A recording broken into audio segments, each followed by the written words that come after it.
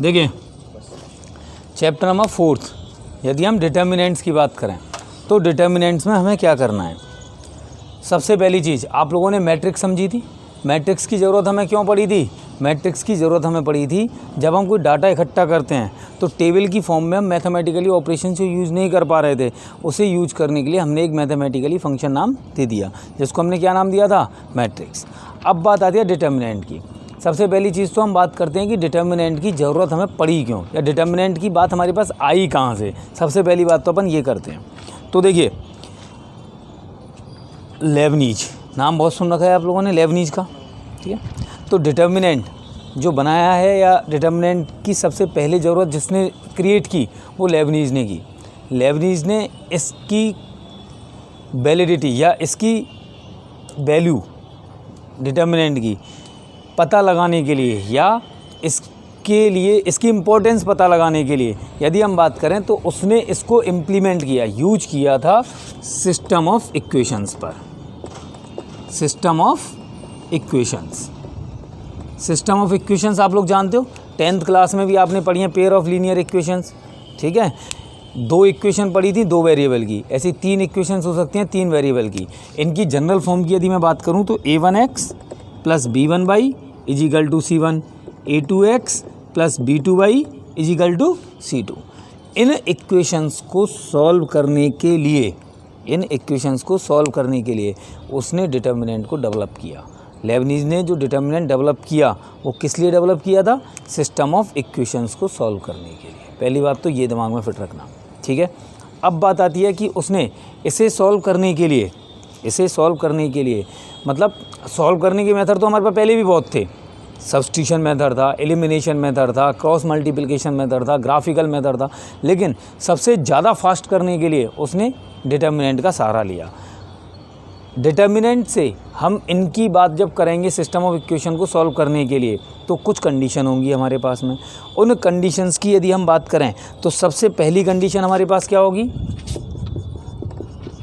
Number of variables is equal to number of equations. जितने इसमें variable हैं उतनी ही इक्वेशंस होनी चाहिए। 2 वेरिएबल 2 इक्वेशन, 3 वेरिएबल 3 इक्वेशन। ऐसा हुआ वेरिएबल 3 है और इक्वेशन 2 हैं तो हम उन्हें सॉल्व नहीं कर पाएंगे, ठीक है। आ गई बात समझ में? अच्छा 2 वेरिएबल हैं और 3 इक्वेशन है तो हम कर देंगे। हम कोई भी 2 इक्वेशन लेंगे 3 में से, उन्हें सॉल्व करेंगे और अपने आंसर को चेक करने के लिए हम तीसरी इक्वेशन से उसे सेटिस्फाई करा के भी देख सकते हैं, ठीक है। नंबर ऑफ वेरिएबल कम और नंबर ऑफ इक्वेशंस ज़्यादा हैं तो हम क्या करेंगे? इस कंडीशन को सेटिस्फाई करने के लिए बराबर की इक्वेशंस ले लेंगे, उतनी ही इक्वेशन ले लेंगे जितने वेरिएबल हमें दे रखे हैं। बची हुई इक्वेशंस को हम अपने सॉल्यूशन की वैलिडिटी चेक करने के लिए रख सकते हैं। लेकिन यदि नंबर ऑफ वेरिएबल्स ज़्यादा हैं और नंबर ऑफ इक्वेशंस कम है तो ये सॉल्व नहीं की जा पाएंगे। आ गई बात समझ में? कोई दिक्कत है इस वाली चीज़ में? सबसे पहली कंडीशन तो यही होनी चाहिए, नंबर ऑफ वेरिएबल्स और नंबर ऑफ इक्वेशंस कैसी होनी चाहिए? इक्वल होनी चाहिए। इसके बाद a1, a2, b1, b2 जो वेरिएबल के कोफिशिएंट्स हैं इनको यदि एक मैट्रिक्स में लिखा जाए, a1, b1, a2, b2, तो ये मैट्रिक्स मान लो मैंने नाम दे दिया A। ये मैट्रिक्स होगी कौन सी? Coefficient matrix. इस मैट्रिक्स का नाम क्या होगा हमारे पास में? Coefficient matrix. कोफिशिएंट मैट्रिक्स हम क्यों बोलते हैं? क्योंकि ये वेरिएबल के कोफिशिएंटों से मैट्रिक्स मिलती है, ठीक है। यदि इस मैट्रिक्स का जो डिटर्मिनेंट आएगा, डिटर्मिनेंट अभी हम निकालना सीखेंगे, इस मैट्रिक्स के जो डिटर्मिनेंट की वैल्यू आएगी वो यदि हमारे पास 0 हो जाती है, क्या हो जाती है? 0, तो हम इसका सॉल्यूशन नहीं निकाल पाएंगे। तो इसका मतलब इसके सॉल्यूशन को कैलकुलेट करने के लिए इसके डिटर्मिनेंट की वैल्यू 0 नहीं होनी चाहिए, ठीक है। कोई दिक्कत इस वाली चीज़ में? आ रही है बात समझ में? चलिए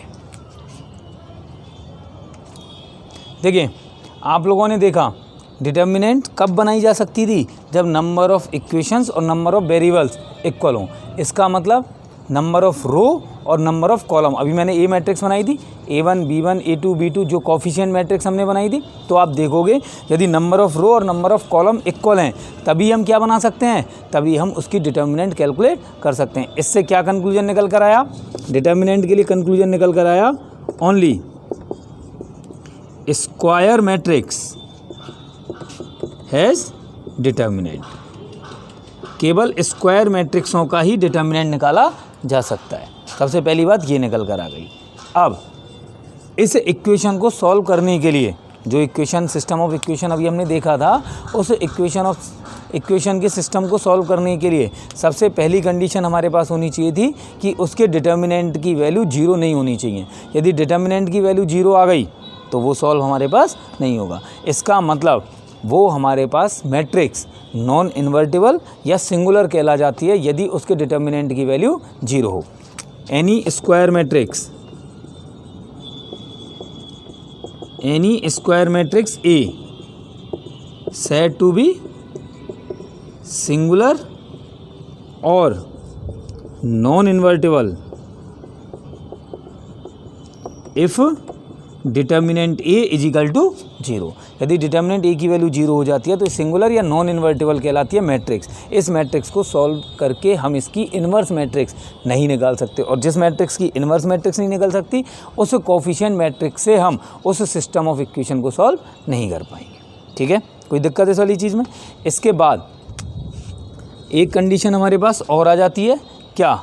इसका नोटेशन, डिटर्मिनेंट का नोटेशन। मान लेते हैं कि ए कोई भी स्क्वायर मैट्रिक्स है, ए कोई भी स्क्वायर मैट्रिक्स है, तो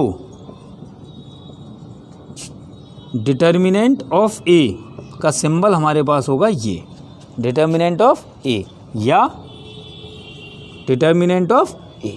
अब आप लोगों ने ये सिंबल मोड का भी पढ़ा है, ठीक है। यहाँ मोड नहीं है, यहाँ पे हमारे पास मोड से मतलब नहीं है।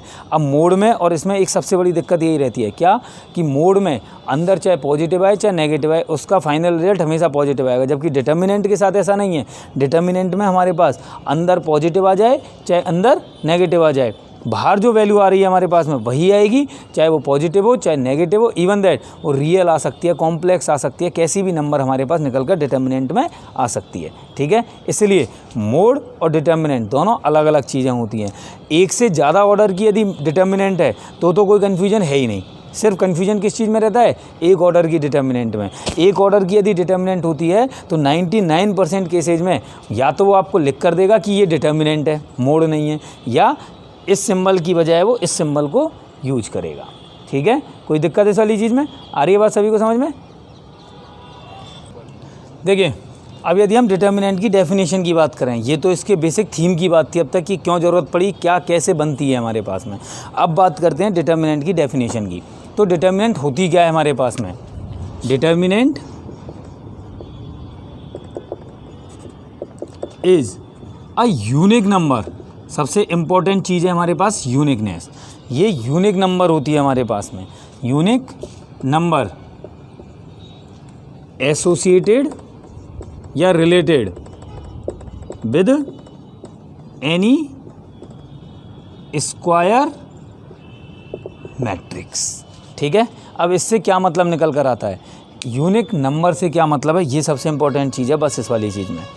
हम यदि किसी भी मैट्रिक्स की डिटर्मिनेंट निकालेंगे, रूल होगा जिस रूल से ये निकलता होगा, लेकिन बात करें तो डिटर्मिनेंट सिर्फ और सिर्फ एक यूनिक नंबर होती है। यूनिक नंबर का मतलब इकलौता नंबर होता है। यदि हम बात कर रहे हैं कोई भी मैट्रिक्स हमें दे रखी है तो उसके डिटर्मिनेंट की इकलौती एक ही वैल्यू आएगी, उसके अलावा कोई और वैल्यू उस मैट्रिक्स के डिटर्मिनेंट की नहीं आ सकती हैं। ठीक है, ये यूनिकनेस कहलाती है हमारे पास में। ठीक है, किसी भी मैट्रिक्स को सॉल्व करने पर यदि मानकर चलो डिटर्मिनेंट की वैल्यू 5 आ रही है तो इसका मतलब उसके डिटर्मिनेंट की वैल्यू 5 ही आएगी, 5 के अलावा कोई और उसके डिटर्मिनेंट की वैल्यू नहीं आ सकती थी। ठीक है, लेकिन डिटर्मिनेंट की वैल्यू एक से ज़्यादा मैट्रिक्सों से एसोसिएटेड हो सकती थी। जैसे अपन बात करें 2 + 3 कितना आएगा? 5, लेकिन 5 = सिर्फ 2 + 3 नहीं आएगा, 5 = 1 + 4 भी आएगा, 2 + 3 भी आएगा, 3 + 2 भी आएगा, 4 + 1 भी आएगा, 0 + 5 भी आएगा, 5 + 0 भी आएगा। तो वही लॉजिक यहाँ पर है।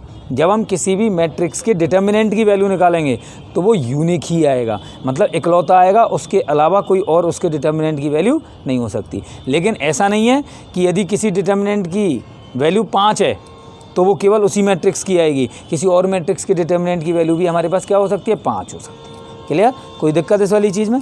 यदि हमारे पास if A is any square matrix then its determinant will be denoted by determinant of A और determinant of A। ठीक है, इन दोनों में से कोई भी सिंबल से इसे हम रिप्रेजेंट कर सकते हैं। कोई दिक्कत इस वाली चीज़ में? अब इसके बाद यदि हम बात करें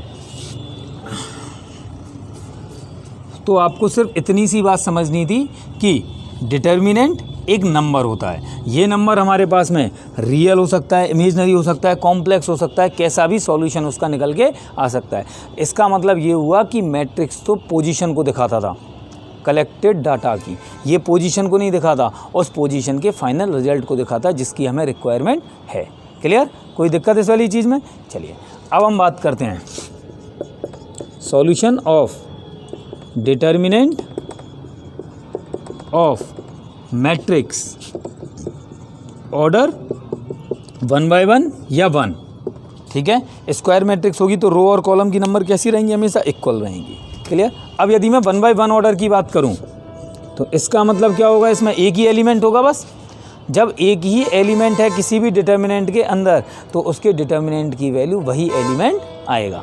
ठीक है, ए है तो क्या आ जाएगा? ए माइनस ए होता तब क्या आ जाता? माइनस ए।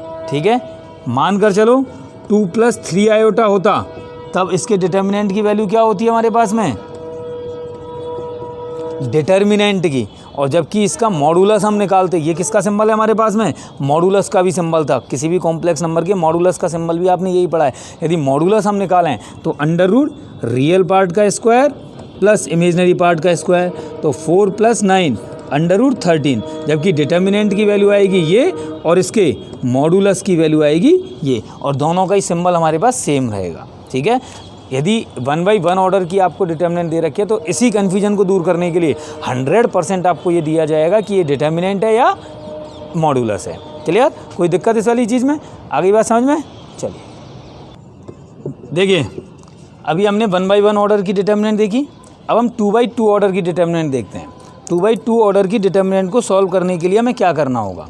मानकर चलते हैं कोई भी एक मैट्रिक्स मुझे दी हुई है, A1 B1 A2 B2, ये कोई भी मैट्रिक्स मुझे दी गई थी।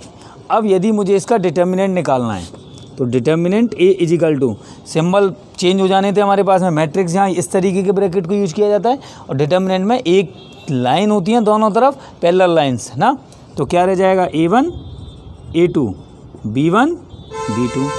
कोई दिक्कत है इस वाली चीज़ में? अब इसका सॉल्यूशन करने के लिए आपको एक ही चीज़ समझनी है, इन दोनों का मल्टीप्लाई करना है माइनस इन दोनों का मल्टीप्लाई करना है। प्रिंसिपल डायगोनल का मल्टीप्लाई माइनस रिवर्स डायगोनल का मल्टीप्लाई।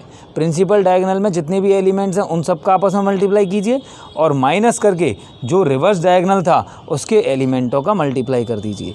क्या मिला आप लोगों के पास में? A1 B2 minus B1 A2। कोई दिक्कत इस वाली चीज़ में? बहुत सिंपल सी प्रोसेस है, इन दोनों का मल्टीप्लाई माइनस इन दोनों का मल्टीप्लाई। यदि इनका रिजल्ट माइनस आएगा तो माइनस माइनस क्या हो जाएगा? प्लस।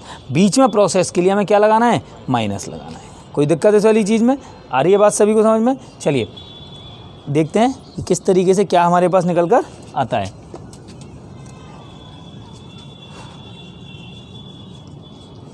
मानकर चलिए मुझे यदि दिया गया हो A = 2 3 -1 4, मान लो ये कोई मैट्रिक्स मुझे दी गई है और मुझे डिटर्मिनेंट ऑफ A निकालना है। इसका क्या निकालना था? Determinant A। यदि मैं डिटर्मिनेंट A निकालने की बात करूँगा तो हमारे पास क्या हो जाना था? डिटर्मिनेंट A = 2 -1 3 4, यही हो जाना था हमारे पास में। हम क्या करेंगे? 2 का मल्टीप्लाई 4 से। कोई दिक्कत इस वाली चीज़ में? माइनस 3 का मल्टीप्लाई -1 से, इन दोनों का मल्टीप्लाई माइनस इन दोनों का मल्टीप्लाई, तो क्या मिला हमारे पास में? 2 × 4 8 माइनस माइनस प्लस 3, तो रिजल्ट कितना आ जाएगा हमारे पास में? 11।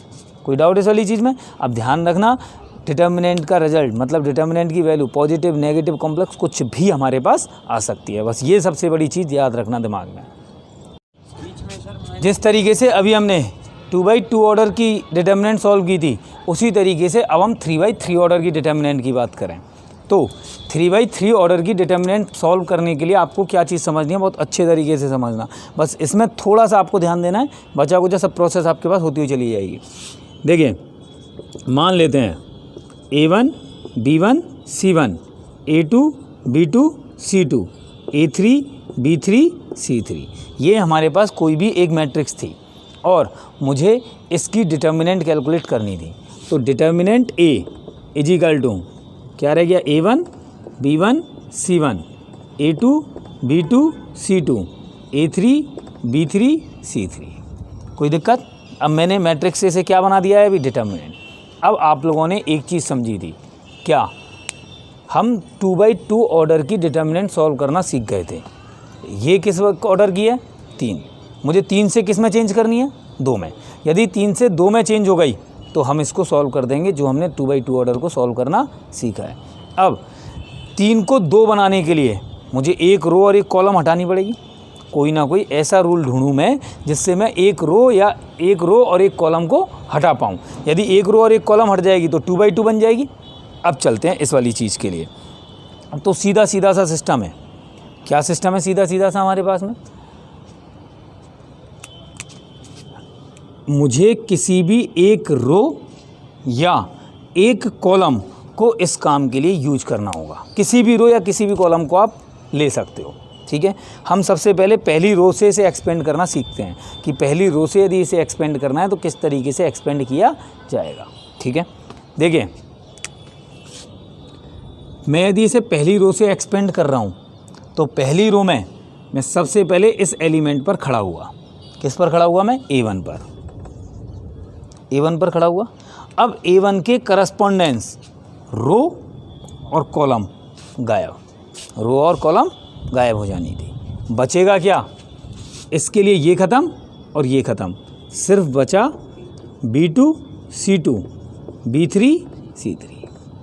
इसमें कोई दिक्कत क्या, मतलब इस एलिमेंट के रेस्पेक्ट में मैंने इसे 2/2 बना दिया। लेकिन केवल एक एलिमेंट से बात नहीं बनेगी, बात बनेगी एक रो या एक कॉलम से। पूरी रो या पूरी कॉलम के सभी एलिमेंटों को मुझे इसी तरीके से सॉल्व करना है। हर एक एलिमेंट पर एक एक करके मैं खड़ा होऊंगा, जो बचेगा वो उसकी 2/2 ऑर्डर की डिटर्मिनेंट बनकर आ जाएगी। क्लियर? अब हम इसको यूज कर चुके थे, अब किसको यूज करूँ मैं, इसको। बीच वाले पे आओगे तो बीच में लगेगा माइनस, बीच वाले पे आओगे तो क्या लगेगा, माइनस। क्यों लगेगा, कैसे लगेगा, ये भी मैं सिखा दूंगा, बता दूंगा क्यों लगेगा और क्या सीक्वेंस रहेगा, ये भी मैं आपको बता दूंगा। फिलहाल हम बात कर रहे हैं तो बीच में क्या लगेगा हमारे पास, माइनस। इस B1 पर खड़ा हुआ मैं, तो ये रो ख़त्म और ये कॉलम ख़त्म। क्या बचा हमारे पास, A2 A3 C2 C3 और मल्टीप्लाई में क्या आएगा हमारे पास में, B1, जिस पर हम खड़े हुए थे। B1 का काम हो गया। अब तीसरा एलिमेंट क्या था, C1, तो C1 पर खड़े हुए, ये ख़त्म, इसके लिए ये कॉलम ख़त्म और ये रो ख़त्म। क्या रह गया, A2 B2 A3 B3। कोई दिक्कत इस वाली चीज़ में, आ गई बात सभी को समझ में। इन्हें हम 2/2 से सॉल्व करेंगे, क्या मिलेगा हमारे पास में, A1 B2 C3 minus C2 B3 minus B1 A2 C3 minus C2 A3 plus C1 A2 B3 minus B2 A3। इनका मल्टीप्लाई कर दें, A1 B2 C3 minus A1 C2 B3 minus B1 A2 C3 plus B1 C2 A3 plus C1 A2 B3 minus C1 B2 A3। यही हमारे पास इस determinant की value निकल कर आ जाएगी। कोई दिक्कत है इस वाली चीज़ में? देखिए, याद रखने के लिए सीधा सीधा सा सिस्टम समझ कर चलिए। हमें किसी भी एक रो या एक कॉलम की बात करनी है। मान के चलो पूरा गांव है, ये हमारे पास पूरा गांव है। अब इस गांव में लोग एक दूसरे से लिंक हैं और हमें इनमें लड़ाई करवानी है, हमें इनमें लड़ाई करवानी है। अब लड़ाई जब हमें करवानी है तो हम घुसे साहब, इसके पास पहुँचे तो क्या रहेगा, जैसे ही मैं इसके पास पहुंचा इसने अपने पास एक पावर रख रखी है, इसको आगे पीछे ऊपर नीचे जो नज़र आ रहा है उसकी तो पहले बुराई कर दो। इससे घुसते ही क्या करेंगे हम, जो आगे पीछे ऊपर नीचे आ रहे हैं उनकी बुराई कर दो, वो वैसे ही ख़त्म, उनसे लड़ाई ख़त्म हो जाएगी हमारे पास में। जैसे इस पर पहुँचे ये ख़त्म, इन सब की बुराई कर दी इससे। ऊपर कुछ होता तो उसकी बुराई कर दी होती हमने, वो ख़त्म। इधर कुछ होता तो उसकी बुराई कर दी होती, वो ख़त्म। और नीचे कुछ होता तो उसकी बुराई कर दी होती, ख़त्म। बचे क्या हमारे पास, केवल ये 4। अब हमें इसको इनके साथ बढ़ाना है, बस यही तो बात रह गई। जिधर से हम घुसे उस एलिमेंट के चारों तरफ के तो बेचारे वैसे ही बर्बाद, हो गए। इसकी लड़ाई सिर्फ और सिर्फ इन 4 से बचेगी। ठीक है, ऐसे ही ये काम हमें एक लाइन के सब एलिमेंटों में करना है, या तो रो के सब में करो या कॉलम के सब में करो, जिधर से हम घुस रहे थे। अब इस पर गए तो इसने भी वही काम किया, इधर के ख़त्म, ऊपर होते तो ऊपर के ख़त्म, नीचे के होते तो नीचे के ख़त्म। इसकी लड़ाई सिर्फ इन 4 से रह गई। ऐसे ही हमने इस पर किया, C1 पर आए थे, ये ख़त्म, केवल इन 4 से लड़ाई रह गई थी। कोई दिक्कत इस वाली चीज़ में? इस तरीके से हम 3×3 ऑर्डर की डिटर्मिनेंट को सॉल्व कर सकते हैं। अब बात आती है बीच में मेरे माइनस लगाने की। बीच में माइनस हमने क्यों लगाया, सबसे बड़ी बात तो ये आती है। और हमें कैसे पता चलेगा कि अब मैं दूसरी रो से खोलूँगा तो भी यही साइन रहेगा या नहीं, कॉलम से खोलूँगा तो भी हमारे पास क्या साइन का सिस्टम रहेगा। इस चीज़ के लिए आपको याद रखना है plus minus plus, plus minus plus minus, इससे माइनस नहीं लेना। 3×3 में फ़र्क नहीं पड़ेगा हमारे पास में, लेकिन जो सीक्वेंस है वो इस तरीके से चलेगा। ठीक है, यदि इवन नंबर की डिटर्मिनेंट होगी तो उसमें हमारे पास गलत हो जाएगा। यदि आपने यहाँ से उठाकर यहाँ रख दिया तो यूँ गए प्लस माइनस करते हुए, फिर जहाँ ख़त्म होगा वहीं से आपको वापस रिपीट होना है, फिर ऐसे ही यहाँ से चलना है।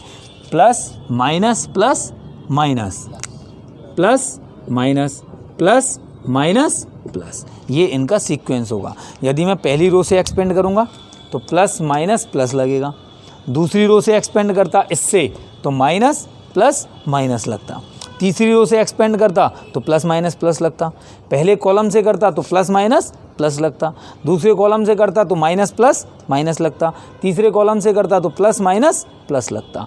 अब बात आती है साइन आए किस चीज़ से हैं, ये साइन हमारे पास आए किस चीज़ से हैं। तो इन साइन को कैलकुलेट करने का फॉर्मूला है हमारे पास में -1 की पावर i + j, जिससे ये हमारे पास साइन निकल कर आते हैं। i उस एलिमेंट की रो को रिप्रेजेंट करता है, j उस एलिमेंट की कॉलम को रिप्रेजेंट करता है। इसका मतलब क्या हुआ, हम लोग अच्छी तरीके से जानते हैं यदि माइनस की पावर ऑड है तो माइनस आएगा, और माइनस की पावर इवन है तो हमेशा प्लस आएगा। यही तो होता है हमारे पास में। तो देखिए 1 1 2 इवन हो गया तो प्लस आया था, 1 2 3 हुआ ऑड आया था तो माइनस आ गया, 1 3 4 हुआ इवन हुआ प्लस आ गया। इस पर चलते तो 2 3 5 ऑड हो गया तो माइनस आ गया। इस तरीके से हमने ये साइन कैलकुलेट किए हैं। कोई दिक्कत इस वाली चीज़ में? आगे बात समझ में? देखिए जिस तरीके से हमने 3×3 ऑर्डर की डिटर्मिनेंट की बात की है, मेथड हमने पूरा सीख लिया। एक मेथड और हमारे पास होता है सारूस मेथड। सारूस मेथड से भी हम 3×3 ऑर्डर की डिटर्मिनेंट को सॉल्व कर सकते हैं। अब इस मेथड में क्या होता है समझिए। जैसे हमने अभी 2×2 ऑर्डर के लिए देखा था, 2×2 ऑर्डर के लिए हमारे पास क्या होता था, 2×2 ऑर्डर के लिए हमने देखा था कि हम डायगोनल के एलिमेंट्स के मल्टीप्लिकेशन से ही उस डिटर्मिनेंट की वैल्यू सॉल्व कर पा रहे थे। यहाँ हमें उन्हें पहले 3 से 2 ऑर्डर में चेंज करना पड़ रहा था और फिर हम उनका सॉल्यूशन कर पा रहे थे। तो सारूस मेथड आपको उसे बजाय 2 ऑर्डर की डिटर्मिनेंट में चेंज करके सीधे सीधे 3 ऑर्डर की डिटर्मिनेंट को सॉल्व करना सिखाता है। कैसे सिखाता है समझिए। डिटर्मिनेंट ए क्या होगा हमारे पास, A1 A2 A3, B1 B2 B3, C1 C2 C3। यहाँ तक कोई दिक्कत? ये तो मैंने मैट्रिक्स को केवल किस में लिखा है, डिटर्मिनेंट में। अब मैंने अभी बोला आपसे कि डायगोनल की हेल्प से तो बनाना डायगोनल, ये एक डायगोनल बना क्या। अब इस एलिमेंट के लिए यदि मैं डायगोनल बनाऊंगा तो यहाँ एक एलिमेंट होना चाहिए था। इसके लिए डायगोनल बनाया जाए तो 2 एलिमेंट होने चाहिए। यही हुआ हमारे पास। अब लाएं कहाँ से, हम अपनी तरफ से तो बना नहीं सकते कि अपनी तरफ से बना दें, तो क्या करेंगे, इस पहले कॉलम को उठाकर यहाँ रख दीजिए। पहले कॉलम को उठाकर आपने यहाँ रखा तो देखना क्या मिला हमारे पास में, A1 A2 A3। क्या ये डायगोनल बन गया? बन गया डायगोनल हमारे पास में। ऐसे ही अब इसको डायगोनल बनाने के लिए मुझे एक एलिमेंट की ज़रूरत और थी, तो दूसरे कॉलम को मैंने यहाँ उठाकर रखा, B1 B2 B3। कोई दिक्कत क्या है इस वाली चीज़ में? अब बन गए क्या तीनों डायगोनल हमारे पास में, पहला डायगोनल, दूसरा डायगोनल, तीसरा डायगोनल। अब 3 ही रिवर्स डायगोनल बनने थे हमारे पास, पहला रिवर्स डायगोनल, दूसरा रिवर्स डायगोनल और तीसरा रिवर्स डायगोनल। और आपने सीखा था कि हम मेन डायगोनल के एलिमेंट्सों को तो प्लस में लिखते थे और रिवर्स डायगोनल के एलिमेंटों को माइनस में लिखते थे। तो देखना क्या होगा हमारे पास, A1 B2 C3, A1 B2 C3 यही आ गया, plus B1 C2 A3, B1 C2 A3 plus C1 A2 B3, C1 A2 B3। तीनों प्रिंसिपल डायगोनल हो गए हमारे पास। अब माइनस लगा के हम किन को लिखेंगे, रिवर्स डायगोनलों को। तो minus B1 A2 C3, B1 A2 C3 minus A1 C2 B3, A1 C2 B3 minus C1 B2 A3। अब बताइए इसमें कोई दिक्कत? बात समझ में आ गई? ये डायरेक्टली हमारे पास निकल कर आ जाता है। ये हमारे पास सारूस मेथड कहलाता है। क्या कहलाएगा हमारे पास में? ये सारूस मेथड कहलाएगा। कोई दिक्कत इस वाली चीज़ में? आ गई बात समझ में? आप बोर्ड में दोनों में से कोई भी मेथड को यूज कर सकते हो। ऐसा नहीं है कि हम पहले वाले मेथड को ही करेंगे, जिससे आपको आसानी लगे, कन्वीनियंसी हो, आप उस मेथड को यूज कर लेंगे। लेकिन मोस्ट प्रोबेबली हम जो पहले हमने मेथड पढ़ा है उस मेथड को यूज करते हैं। गलत दोनों में से कोई भी मेथड नहीं होंगे, आप किसी भी मेथड से क्वेश्चन को सॉल्व कर सकते होंगे। ठीक है, कोई दिक्कत इस वाली चीज़ में? देखिए एक एग्जाम्पल देखते हैं इसका। देखिए इवैल्यूएट 1 2 0 2 3 1 3 0 2 मानकर चलिए मुझे इसे सॉल्व करना है, तो मैं इसे आपको दोनों मेथडों से सॉल्व करके दिखा रहा हूँ, सारूस मेथड से भी और नॉर्मल मेथड से भी। आंसर हमारे पास सेम निकल कर आएगा। देखना, यदि मैं इसे सारूस मेथड से सॉल्व कर रहा हूँ तो सारूस मेथड से सॉल्व करने के लिए पहले कॉलम को आगे बढ़ाऊँगा 1 2 3, दूसरे कॉलम को आगे बढ़ाऊँगा 2 3 0। अब देखना, यदि मैं सारूस मेथड से इसका आंसर निकाल रहा हूँ तो क्या होगा, इन तीनों का मल्टीप्लाई 1 × 3 × 2 प्लस इन तीनों का मल्टीप्लाई 2 × 1 × 3 प्लस इन तीनों का मल्टीप्लाई, तो 0 × 2 × 0 माइनस, अब रिवर्स डायगोनल पर चले 2 × 2 × 2 माइनस, अब इन तीनों का मल्टीप्लाई करेंगे 1 × 1 × 0 माइनस, इन तीनों का मल्टीप्लाई करेंगे 0 × 3 × 3। कोई दिक्कत इस वाली चीज़ में? आगे चलिए 1 × 3 × 2 करेंगे तो 6 प्लस 2 × 1 × 3 करेंगे तो 6, 0 का मल्टीप्लाई होते 0 माइनस 2 × 2 × 2 8 माइनस 0 का मल्टीप्लाई होते 0, 0 का मल्टीप्लाई होते 0। देखना 6 + 6 12, 12 माइनस 8 किया तो कितना आ गया 4। सारूस मेथड से इसका आंसर आएगा हमारे पास में 4। ऐसे ही अब हम यदि नॉर्मल मेथड से निकालते तब भी हमारे पास इसका आंसर कितना आएगा, 4 ही आएगा। एक्सपेंड बाय फर्स्ट रो, मैं इसे पहली रो से यदि एक्सपेंड कर रहा हूँ तो देखना, सबसे पहले हम किस पर खड़े हुए, 1 पर, ये ख़त्म, ये ख़त्म, क्या बचा 3 1 0 2, यही तो बचेगा 3 1 0 2। कोई दिक्कत इस वाली चीज़ में? अब बीच में क्या लगाते हैं, -2, तो ये ख़त्म और ऊपर वाली रो ख़त्म, ये ख़त्म और ये ख़त्म, क्या बचा 2 3 1 2, यही बचेगा हमारे पास में 2 3 1 2 प्लस, अब 0 पर खड़े हुए हम, तो देखना ये ख़त्म 0 के लिए और ये ख़त्म, क्या रह गया 2 3 3 0, 2 3 3 0। कोई दिक्कत इस वाली चीज़ में यहाँ तक किसी को भी? अब सॉल्व करते हैं। 1 इसका मल्टीप्लाई इससे 6 माइनस इसका मल्टीप्लाई इससे 0 minus 2 into 2 4 minus 1 into 3 3 plus 0। वैसे तो 0 इंटू कुछ भी करेंगे तो क्या आ जाएगा 0, फिर भी लिख दीजिए एक स्टेप और 0 माइनस 9। तो देखना क्या बचा, 1 इंटू 6 करेंगे तो 6 माइनस 4 में से 3 घटाया 1 और 2 का मल्टीप्लाई 1 से करेंगे तो 2 प्लस 0 का मल्टीप्लाई किसी भी चीज़ में किया 0, तो 6 माइनस 2 कितना आया 4। तो आप देखेंगे दोनों मेथडों से हमारा आंसर जो निकल कर आएगा वो क्या निकल कर आएगा, सेम। अब आप किसी भी मेथड से 3/3 ऑर्डर की डिटर्मिनेंट को सॉल्व कर सकते हैं।